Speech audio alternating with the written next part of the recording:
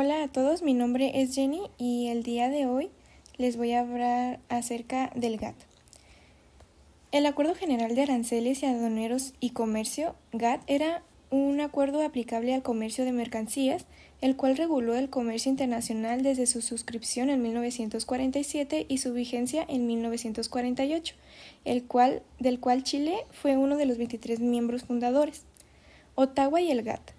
En el año 1932, en la Conferencia de Ottawa, se acordó un sistema de preferencias imperiales, el cual quedó fijado inicialmente por un periodo de 5 años, pero tras el fracaso de la Conferencia Económica Mundial, celebrada en Londres en 1933, los acuerdos pactados en Ottawa se prorrogaron y finalmente quedaron registrados en el GATT en el momento de firmarse el Acuerdo General en el año de 1947. Antecedentes inmediatos del GATT. En el Programa de las Naciones Unidas se trazaron a partir de su fundación en 1945 una de las ideas más importantes, que era la de promover una organización en el campo de las relaciones comerciales.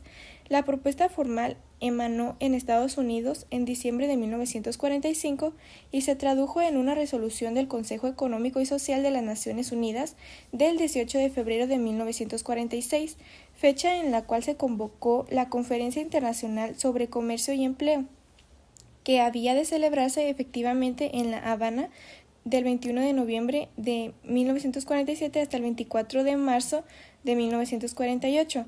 En esa larga reunión se elaboró un texto muy amplio de aspiraciones y medios, un verdadero código de comercio internacional que pasó a conocerse con el título de la Carta de La Habana.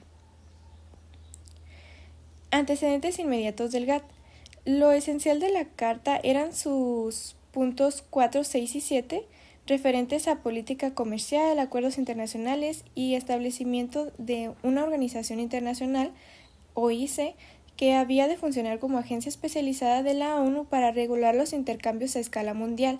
Sin embargo, la Carta de La Habana, sobre las que se habían fundamentado muchas esperanzas, no llegó a entrar en vigor. La redacción del Acuerdo General.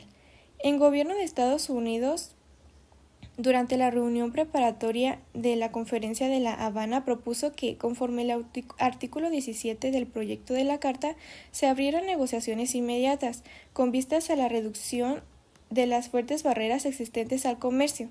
Un total de 23 países, todos ellos de economía de mercado, aceptaron la propuesta y de ese modo, el 30 de octubre de 1947, se firmó el Acuerdo General sobre Aranceles de Aduanas y Comercio, más conocido por sus siglas inglesas, GATT.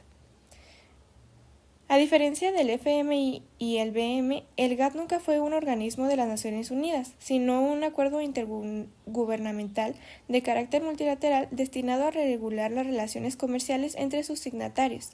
El GATT disponía de una secretaría para los problemas básicos y existían varios comités, de los cuales el de negociaciones comerciales era el más importante. El funcionamiento del GATT. El GATT, que hoy sigue vigente dentro del sistema de la OMC, es un acuerdo para la institucionalización entre sus partes contratantes de la cláusula de nación más favorecida. Cada uno de los signatarios del acuerdo se compromete a conceder a los demás firmantes el trato igual sin discriminaciones en sus intercambios comerciales.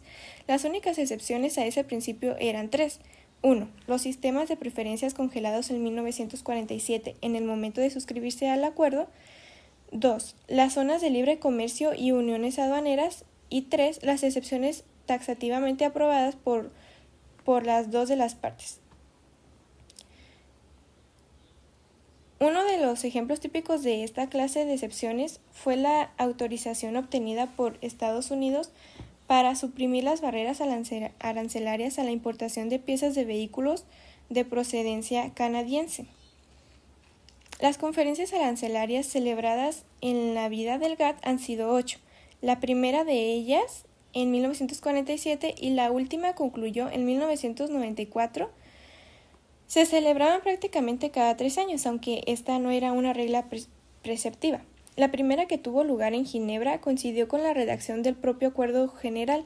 Después vendría la segunda conferencia en Ginebra en el año 1949, la tercera en Torquay, Inglaterra, en 1951, la cuarta en Ginebra en 1956, la quinta también en Ginebra de 1960 a 1962, y luego sucederían las rondas de Kennedy de 1963 a 1967, Tokio de 1973 a 1979 y Uruguay de 1986 a 1999. El GATT durante las décadas de 1980 y 1990. En 1980 se consolidó el Grupo Consultivo de los 18 como órgano permanente del GATT. Este estaba compuesto por funcionarios de alto nivel para intervenir en el formulario de la política comercial. También, a principios de la década de 1980, fueron sentándose las premisas para llevar a cabo una nueva ronda comercial multilateral, en la que se trata de resolver los principales problemas del comercio mundial, esta ronda mejor conocida como la Ronda de Uruguay.